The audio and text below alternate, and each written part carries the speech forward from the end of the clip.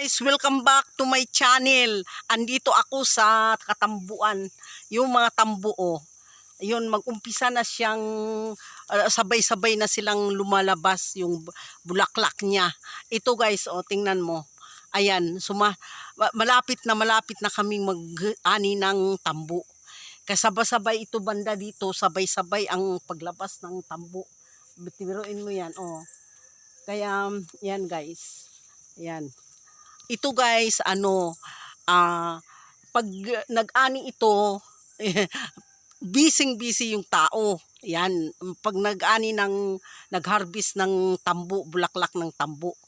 Kaya pupunta ako doon sa tanim kong mga kadyos upang magpitas ako ng tuyong kadyos kasi pag nag-umpisa ng mamunga, wala ka ng panahon upang anihin yung mga ibang mo pang mga tanim, kaya busy yung tao guys, kaya ang hirap din.